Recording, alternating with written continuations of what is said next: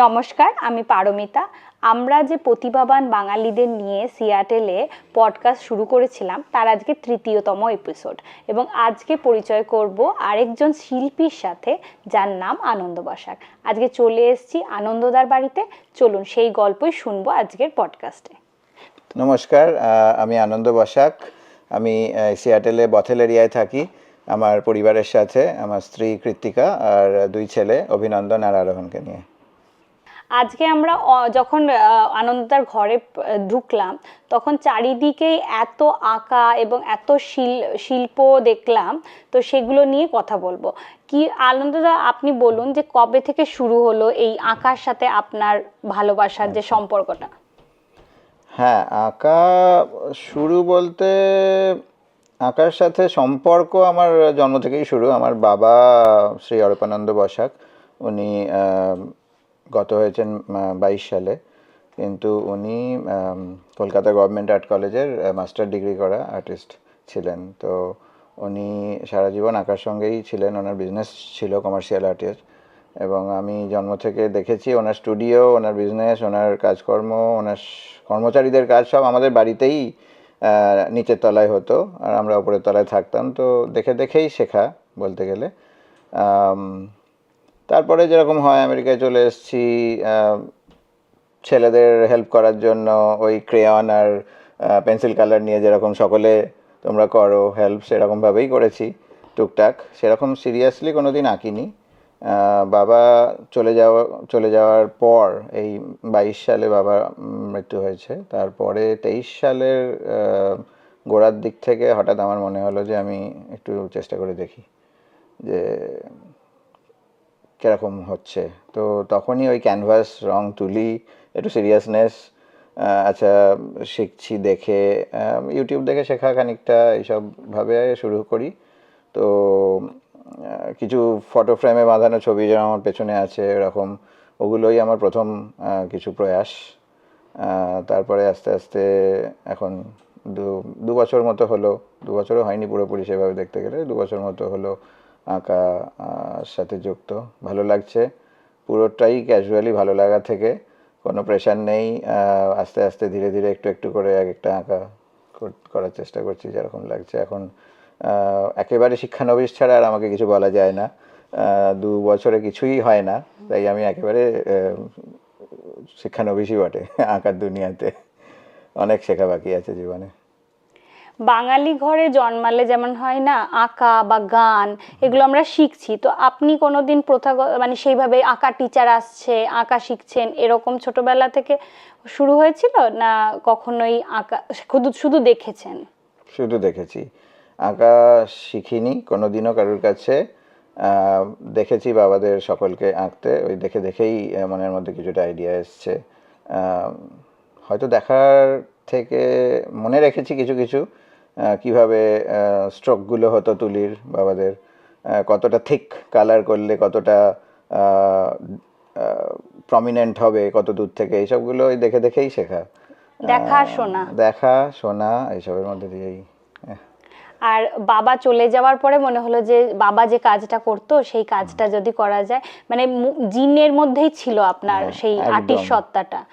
বাবার শুনেছি জিন থেকে আসে, সেরকম ভাবে কখনো প্রমাণ পাইনি, কিন্তু আমি আমার ক্ষেত্রে যা ঘটছে এটাকে আমি জিন জেনেটিক্স ছাড়া কিছু বলতে পারি না। আমি একেবারেই টোটালি সম্মতি জানাচ্ছি যে হ্যাঁ, এটা জিন থেকেই হচ্ছে। না শিখে যতটুকু পারছি সামান্য করতে, সেটা আশা করি বাবার আশীর্বাদ। আর তো বাবা চলে যাওয়ার পর থেকেই বাবার যে কাজটা করতেন সেটার প্রতি আবার ভালোবাসা খুঁজে পেলেন, এবং যেহেতু বাবার কাজটা আসছে বারবার, তো আপনার বাবার সম্পর্কে কিছু শুনবো। হ্যাঁ, আমার বাবা অরূপানন্দ বসাক, উনি কলকাতা গভর্নমেন্ট আর্ট কলেজ থেকে মাস্টার ডিগ্রি করেন আর্টের। তো তারপরে ওনারা দুজন বন্ধু মিলে পার্টনারশিপ করে কমার্শিয়াল আর্টিস্টের বিজনেস শুরু করেন। কমার্শিয়াল আর্টটা হচ্ছে বেসিক্যালি কোনো কোম্পানির জন্য লোগো বানানো, প্রোডাক্টের প্যাকেজিংয়ের ডিজাইন করা, এবং ওনাদের একটা বড় ক্লায়েন্ট ছিল বাটা কোম্পানি। বাটা কোম্পানি 12 মাসে 13 পার্বণে ওরা শোরুমগুলো, যে জুতোর দোকান, সেগুলো ডিসপ্লে করা হতো, সুন্দর করে সাজানো হতো, সারা বছর ধরে কাজ চলতো। বিভিন্ন পার্বণ উৎসবের সময় তার থিমেতে ডিজাইন বানিয়ে ব্লু প্রিন্ট বানিয়ে 5 রকমের ডিজাইন বানিয়ে গিয়ে প্রেজেন্ট করে সেটা থেকে যেটা অ্যাপ্রুভাল পেতো সেটা ফাইনালি বড় বড় ফুল সাইজ কাট আউট, তার পেন্টিং থার্মোকলের ওপর হচ্ছে, কাঠের কাট আউটের ওপর হচ্ছে, নানা রকমভাবে পেন্টিং চলছে, সেইগুলো সব দেখেছি আর কি, বছরের পর বছর সারা বছর ধরে কাজ। কিন্তু দেখে দেখে মাথার মধ্যে হয়তো গেঁথে গেছে কিছু জিনিস। ওই মাথার মধ্যে এসছে, কিন্তু বাবা কখন যখন রিটায়ার করেন বা বিজনেসটা যখন বলে যে আর আর পেরে উঠছি না এত খাটতে, তো এবারে থামি, তখন বাবা এই ক্যানভাস তুলি নিয়ে শুরু করে আঁকতে ফাইন আর্টস। তার কিছু কিছু আঁকা এখানে আমার বথলের বাড়িতে আছে, অসংখ্য আঁকা কলকাতায় আছে বাড়িতে, পুরনো পৈতৃক বাড়িতে। তো আমি কিছু নিয়ে এসেছি, কিছু বাবা এখানে যখন বেড়াতে এসেছিলো বসে নিজে এঁকেছে আমাদের অনুরোধে। তো সেই রকম কিছু আঁকা ইভেন আমাদের এই সিয়াটেল এরিয়ার কিছু সংস্থার ম্যাগাজিনেতেও বাবার আঁকা আগে প্রিন্ট করা হয়েছে। তো তো বৌদির কাছেই আমি শুনছিলাম যে যখন এসছিলেন উনি এখানে, তখন খুব যেমন হয় আমরা দেশ থেকে এখানে আসি একটু বোর হই, পেরেন্টসরা বিশেষ করে, তখন বৌদি গিয়ে একটা ক্যানভাস কিনে দিলেন এবং তারপরে উনি আবার আঁকতে শুরু করলেন, তাই না? তো ওই মানে আঁকাটা আপনাদের ভেতরেই ছিল, ওই যে একটা পুশ দরকার ছিল হয়তো। এই ঘটনাটা ঘটে টেক্সাসে ছিলাম যখন আমরা বহু বছর আগে, প্রায় 15 বছর আগেকার কথা। তো তখনও বললো যে চলো একটা কিছু আঁকো। তো সেরকমভাবে আমি নিজেও জানতাম না যে আঁকতে পারবো কখনো বা আঁকি। ওই রং তুলি নিয়ে ছোটোবেলা থেকে যেহেতু দেখেছি তাই চেষ্টা করলাম। খুবই বাজে হলো, সাংঘাতিক বাজে একটা কিছু আঁকা, সেটা রয়েছিল এত বছর ধরে, এখানেও নিয়ে এসেছিলাম। সেই আঁকাটা একটা অ্যাবস্ট্রাক্ট, সেমি অ্যাবস্ট্রাক্ট আঁকা ছিল সেটা। তো এখানে এই কিছু মাস আগে আমি ওটাকে আবার রিভ্যাম্প করি সেই আঁকাটাকে, যে আচ্ছা এখন একটু মনে হয় বেটার আইডিয়া হয়েছে আঁকা সম্বন্ধে, আরেকবার ওই রঙগুলোকে রঙের ওপর রঙ চড়িয়ে আর একটু প্রমিনেন্ট করি। তো সেই আঁকাটা আবার নতুন করে বানাই, সেটা এখন আমার কাছে নেই কারণ ওটা কেউ একজন কিনে নিয়েছেন। তো সেই জন্য আমি দেখাতে পারছি না এই মোমেন্টে। আর আপনার আঁকাগুলো তো এখানে আপনি বলছিলেন যে যেমন এই আঁকাটাই, হ্যাঁ এটা আমার লেটেস্ট, সদ্য এই 1 সপ্তাহ আগে শেষ হয়েছে, ক্রিসমাস থিমে ওপরে। আর মানে একদম, আর এই আঁকাটা নিউ ক্যাসেলে আপনি বলছিলেন যে আঁকাটা, সেইটা সম্পর্কে বলুন একটু। তো এই টুকটাক আর্ট শো বা আর্ট ফেয়ারে যেতে শুরু করেছি। এই 24 সালে 2টি ফেয়ারে মাত্র যেতে পেরেছি, কারণ অনেক আদারওয়াইজ বিজি স্কেডিউল রয়েছে, কাজকর্ম, এখানকার বাঙালি সংস্থার সাথে জড়িত আমি সেই সব ব্যাপারে। তো তার মাঝে 2টো আর্ট ফেয়ারে গেছিলাম, একটা নিউ ক্যাসেলেই হচ্ছিল আর একটি আমাদের বথেল মেন স্ট্রিটে ডাউন টাউনে। তো এই আগামী বছরগুলোতে আরও বেশি বেশি করে আর্ট ফেয়ারে যাওয়ার ইচ্ছা। তো এই ডিসেম্বর মাসে সামনের শনিবার নিউ ক্যাসেল এরিয়ায় একটি আর্ট ফেয়ারেতে আমি অ্যাপ্লাই করেছিলাম, ওরা রাজি হয়েছেন। তো এই আমার ওয়াইফ কৃত্তিকাই আইডিয়া দিতে থাকে যে কি আঁকা হলে ব্যাপারটা ম্যাচ হবে থিমের সাথে বা সিজনের সাথে অ্যাপ্রোপ্রিয়েট হবে। তো সেই হিসাবেও বললো যে একটা উইন্টার থিমের কিছু কয়েকটা আঁকা বানাও, পেন্টিং করো। তো এটা শেষ হয়েছে গত সপ্তাহে, এখন রাইট নাও একটা আঁকা চলছে, মাঝামাঝি অবস্থায় আছে, আশা করি শেষ হয়ে যাবে সামনের সপ্তাহের মধ্যে, সেটা আমার আঁকার ঘরেতে আছে স্টুডিওতে। তো সেগুলো নিয়ে গিয়ে দেখবো বছরটা সাজিয়ে লোকের ভালো লাগে কিনা। নিশ্চয়ই ভালো লাগবে, যেহেতু আমি শিক্ষানবিশ তাই আমার ওই এক্সপিরিয়েন্সটাই আমার পাওনা। ওই আর্ট ফেয়ারগুলোয় গিয়ে অনেক কানেকশন হয়, লোকের সাথে যোগাযোগ হয়, নতুন লোকেরা আসে, তাদের ভালো লাগলে আমার ভালো লাগে। কেনা কতটা বিক্রি হলো সেই দিকে একদমই আমার মন নেই, হচ্ছে বিক্রি বলা উচিত যে হ্যাঁ লোকের ভালো লাগছে, কিনছেন লোকেরা, কিন্তু আমার ইচ্ছা লোকের সাথে কানেকশন হচ্ছে, শিখছি। আরও 4টে স্টলে গিয়ে তাদের সাথে গল্প করে তাদের অনেক এক্সপিরিয়েন্স, তাদের কাছ থেকে জ্ঞান অর্জন করছি, এটাই আমার আপনি এক্সপিরিয়েন্স গুলো গ্যাদার করছেন। আমি হেঁটে বেড়াই, স্টল গিয়ে জিজ্ঞেস করি তাদের আঁকা সম্বন্ধে বা তাদের প্রোডাক্ট সম্বন্ধে। দাদার আরেকটা পরিচয়, আমাদের বেঙ্গলি কমিউনিটি ভিনদেশীর প্রেসিডেন্ট উনি এই বছরে, তো সেই এক্সপিরিয়েন্সটা সম্পর্কে একটু জানতে চাইবো। হ্যাঁ, ভিনদেশীর প্রেসিডেন্ট হওয়াটা একরকমভাবে আমার এই সংস্থা যে আমাদের এত আপন করে নিয়েছে আমার পরিবারকে, গত 4-5 বছর ধরে ওদের সাথে যুক্ত। ওদের প্রেসিডেন্ট হয়ে ওই সংস্থাকে এগিয়ে যেতে সাহায্য করা, এটাই আমার মনে ছিল। তো সেটা করার চেষ্টা করেছি এই বছরেতে। তো 2024 সালে একটা খুব সুন্দর এক্সিকিউটিভ কমিটি আমাকে দেওয়া হয়েছিল, যারা অসংখ্য সময় প্রত্যেকে দিয়েছে, প্রত্যেকে খেটেছে, মাথা ঘামিয়েছে কীভাবে কি সুন্দরভাবে ভিনদেশিকে পরিবেশন করা যেতে পারে অনুষ্ঠানগুলো সকলের কাছে। আমরা চেষ্টা করেছি একসাথে হাতে হাত মিলিয়ে ভিনদেশিকে সবাই মিলে কাজগুলো করেছি। তো ভিনদেশি প্রেসিডেন্ট হিসেবে আমি শিখেছি অনেক কিছু ওখান থেকে, সকলের থেকে, ভিনদেশির মেম্বারদের থেকে। আর এই মেমোরিটা সারা জীবন থাকবে আমার কাছে। একটা সুন্দর 2024 সাল একসাথে বানানো হলো, সেইটা খুব খুব সুন্দর গেল 24 সালটা। আমরা যারা ভিনদেশির পুজোতে গেছি বা ভিনদেশি প্রোগ্রামে গেছি, তো মানে আউটসাইডার আমরা বলছি, আমরা এত এনজয় করি, এত সুন্দরভাবে করা হয় ভিনদেশির পুজো এবং প্রোগ্রাম, সুন্দরভাবে অর্গানাইজ করা হয় যে আমরা গিয়ে এত এনজয় করি। তো অসংখ্য ধন্যবাদ সেই জন্য, যে আরেকটা ছোট্ট বাংলাকে এখানে আপনারা এত মানে কাজ করেন, তার জন্য আমরা গিয়ে এনজয় করি সেটা করার জন্য। Thank you for the comment, খুব ভালো লাগলো শুনে। আর দাদা, আপনি প্রফেশন তো একদম অন্য প্রফেশনের মানুষ, আর এটা একদম শখ থেকে শুরু হয়েছে।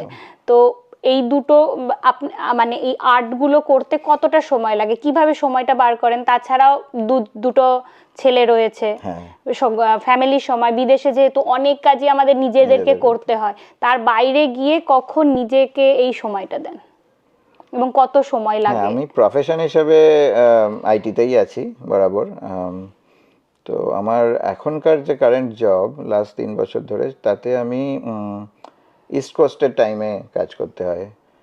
সেটাতে একটা অসুবিধা হচ্ছে, আমাকে খুব ভোরবেলা উঠে কাজে বসতে হয় সকাল 6টা থেকে। কিন্তু যেহেতু পরিবারের সকলেই উঠে পড়ে স্কুল কলেজে যাওয়ার জন্য, তাই জন্য আমার খুব একটা অসুবিধা হয় না, উঠে তো পড়েইছি, কাজে বসে যাই। যেটা সবচেয়ে বড় সুবিধা হচ্ছে, আমার কাজটা দুপুরবেলা 2:30-3টে শেষ হয়ে যায়। তো তারপরে বিকেল, সন্ধে, রাত অবধি ফ্যামিলি টাইম। আর যতক্ষণ না ছেলে বা কৃত্তিকা বাড়ি ফিরছে, ততক্ষণ আমি 2-3 ঘন্টা পেন্টিংয়ের জন্যও দিতে পারি।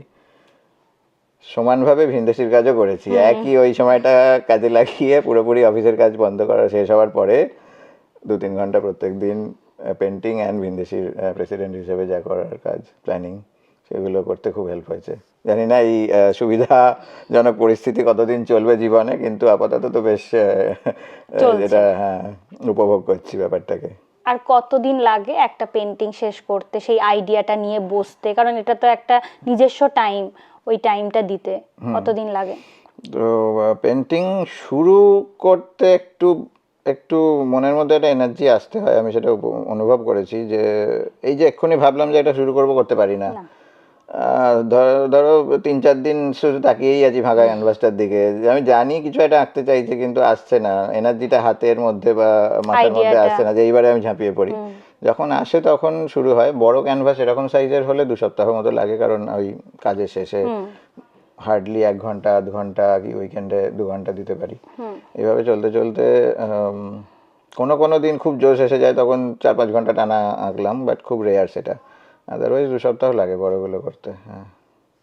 2 সপ্তাহ সেই সময়টা দিতে হয়, একদম একনিষ্ঠ সময়। কিন্তু ভালো লেগে যায় যখন না আঁকাটা করতে করতে, তখন আর কি নেশার মতো হয়ে যায়। মানে ওই স্টুডিওর ঘরেতে যেহেতু আমি কাজও করি, আমার ডেলি জব যেটা আইটির, তো ওই মিটিংয়ের ফাঁকে ফাঁকে হট করে মনে হলো যে ওই কর্নারটা একটুখানি অন্য রং করলে বেটার হতো, তখন শট করে ওই চেয়ারটাকে সরিয়ে নিয়ে গিয়ে সেখানে একটুখানি তুলি ঘষে দিই। এটা সারাদিন চলতে থাকে আমার মিটিংয়ের ফাঁকে ফাঁকে। সারাদিনের প্রসেস এবং ইচ্ছেটা যে আমি এটাকে শেষ করব এবং মানে রং তুলি দিয়ে একদম পরিপূর্ণ করে তুলবো। নেক্সট কোয়েশ্চেন হলো যে বৃশ্চিকের নাটকের দলের প্যানোড্রামার যে ব্যানারটা আপনি এঁকেছেন, সেটা যদি একটু শুনি।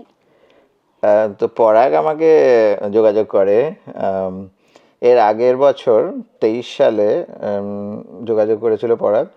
প্যানোড্রামা 24-এর একটি নাটক, যেটা প্রেমাংশু করিয়েছিল, বাচ্চাদের নাটক, সেইটার একটা পোস্টার বানাতে। তো পরাগ আমার ফেসবুক বা অন্যান্য কানেকশানে আছে, তো আমার ছবিগুলো দেখে, পোস্টগুলো, তো বললো একটা কিছু এঁকে দাও। তো আমি খুবই চটজলদি করে অন্যান্য কাজের মাঝখানে তাড়াহুড়ো করেই এঁকে দিয়েছিলাম কিছু একটা, সেটা ওরা ইউজ করেছিল 1-2 ফেসবুক পোস্টে। তারপরে তখনই বলে রেখেছিল যে আগামী বছরে প্যানোড্রামার ব্যানারটা তুমি করো। তো আমাকে রিচ আউট করে যখন প্ল্যানিং শুরু হয় 25 সালের প্যানোড্রামা, তো ওই ব্যানারটি আমি এঁকে দিয়েছিলাম। তো ওই ব্যানারের থিমটা অর্ধেকটা পোর্শন সূর্য আর তার আলোকছটা, আর বাকি পোর্শনটা চাঁদ রাত্রি, দিন রাত্রির একটা সমন্বয়। ওই নাটকে যেরকম দুটো কি মুড হচ্ছে, একটা ব্রাইট সানি হ্যাপি আর একটা ডার্ক স্যাড, তো সেই হিসেবেই ওই থিমটা আমার মাথায় এসেছিল। তো দেবদাও আমাকে কন্ট্যাক্ট করে এটা খুবই ভালো লেগেছে তার অনুভূতিটা জানান, আর তাতে আমি খুবই আপ্লুত। ধন্যবাদ দেবদা, এবং পরাগ, প্রেমাংশু, রুমুদি সকলেই বলেছে যে খুব ভালো লেগেছে। তাতে আমি এনকারেজড হয়েছি। প্রত্যেকেরই ভালো লাগা শুনলে আমি খুব এনকারেজড হই, যেহেতু আমি খুবই শিক্ষানবিশ হিসাবে খুবই ছোট থেকে শিখছি বলা যেতে পারে এখন। মানে আঁকার একদম এবিসিডিতে আছি আমি, তাই কেউ ভালো লাগলো বললে আমাকে এনকারেজড হই পরবর্তী আঁকাটা করতে। দাদা খুব বিনয়ের সাথে বারবার বলছে শিক্ষানবিশ, কিন্তু আঁকাগুলো দেখছেন আপনারা এবং বুঝতেই পারছেন যে কিরকম দক্ষ শিল্পীর হাতের কাজ। তো আপনার কি ধরনের ছবি আঁকতে ভালো লাগে? আমার মন থেকে ভালো লাগে একদম সাধারণ, যা চোখে দেখি সুন্দর লাগে, সকলে দেখে বলে বাহ কি সুন্দর সিনারি, সেইগুলো আঁকতে আমার বেশি ভালো লাগে। সেইভাবেই শুরু, পাখির ছবি, গাছের ছবি, নদী, ঝর্ণা এসবের ছবি, পাহাড় পর্বতের ছবি দিয়ে শুরু। হ্যাঁ, নেচারটাই মেনলি ফোকাস করেছি শুরু থেকে। তারপরে আস্তে আস্তে যখন আমি এই আর্ট ফেয়ার বা এইসবের জায়গায় যাই, তখন দেখতে পাচ্ছি বা বুঝতে পারছি যে পেন্টিংয়ের দুনিয়ায় বেশিরভাগ লোকই আজকাল একটু সুরিয়াল, যেটা একটু অবাস্তবের সাথে বাস্তবের সমন্বয়, এই জিনিসটাকে বেশি পছন্দ করে। কারণ সাধারণ চোখে দেখা জিনিস তো ফটোগ্রাফির দুনিয়াতে আছেই, সেটা তো সকলে ছবি তুলছে, কিন্তু পেন্টিংয়েতেও একটু অন্যরকম হলে ভালো হয়। তো আমি এখন চেষ্টা করছি দুটোকে মিশিয়ে দেওয়ার। সাধারণ চোখে যেটা দেখে বাহ সুন্দর বলছে, সেটার সাথে একটু একটু ম্যাজিক্যাল অ্যাম্বিয়েন্স সেটা ক্রিয়েট করার, তাতে কিছু স্পেশাল এলিমেন্ট অ্যাড করে, যেটা হয়তো চট করে আমরা সাধারণ চোখে সাধারণ সিনারিতে থাকে না, সেগুলোকে অ্যাড করে একটু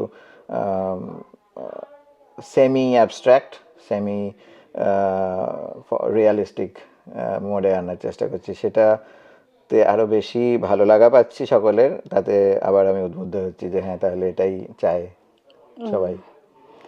আর অনেকেই, আপনি যেমন বললেন আপনি কোনো দিন ওই পেন খাতা নিয়ে আঁকতে বসেননি, ছোট থেকে শেখেননি, তেমন অনেকেই আছে হয়তো শখ আছে বা আঁকতে চায় কিন্তু কখনোই এরকম করেনি। তো তাদের জন্য আপনি কি বলতে চান? আপনার কি ইচ্ছা আছে কোনো স্কুল খোলার, যেখানে আপনি এরকমই মানুষদের শেখাবেন যারা কখনো শেখেনি কিন্তু হঠাৎ করে ইন্টারেস্ট হয়েছে? হ্যাঁ, আমি অনেক বন্ধুবান্ধবদের কাছ থেকেই এই রিকোয়েস্টটা পেয়েছি যে আমাদের বাচ্চাদের শেখাতে শুরু করো বা ওয়ার্কশপ করো। আমি করব ভবিষ্যতে। এক্ষুনি আমি নিজেকে একটু রেস্ট্রিক্ট করে রেখেছি, কারণ আমি নিজে একটু ভালো করে শিখতে চাই। আমি সত্যি করেই আরও আঁকার দুনিয়ায় জানতে চাই, আর একটু প্রপার স্কুল শিক্ষা পেতে চাই, হয়তো এই সিয়াটেল এরিয়াতে বসেই। তারপরে আমি বাচ্চাদের শেখাবো। এই পডকাস্টে আমরা একদম অন্য রকম গল্প শুনলাম, যেখানে নিজে কখনো ওই খাতা পেন নিয়ে আঁকতে বসেননি, শুধুমাত্র শুনেছেন ছোট থেকে বাবা কাজ করছে, বাবার আঁকা নিয়ে কাজ হচ্ছে, সেই আর্টিস্টতাটা কোথাও ভেতরে এসে গেছিল, কিন্তু কোনোদিন সেটা নিয়ে নার্চার করা হয়নি। বাবা চলে যাওয়ার পরে সেটা মনে হলো যে না, মানুষটাকে ধরে রাখার এটাই একটা পথ। তো সেই থেকে আঁকা শুরু হলো। সেই জার্নিটা আপনাদের কেমন লাগলো? কিভাবে আমরা একে অপরের সাথে কখন যে যোগাযোগ খুঁজে পাই আর্ট দিয়ে, গান দিয়ে, সেইগুলো ধরে রাখার আরেকটা নামই হলো জীবন। দেখা হবে আপনাদের সাথে নতুন আরেকটা পডকাস্ট নিয়ে। আজকের জন্য বাই।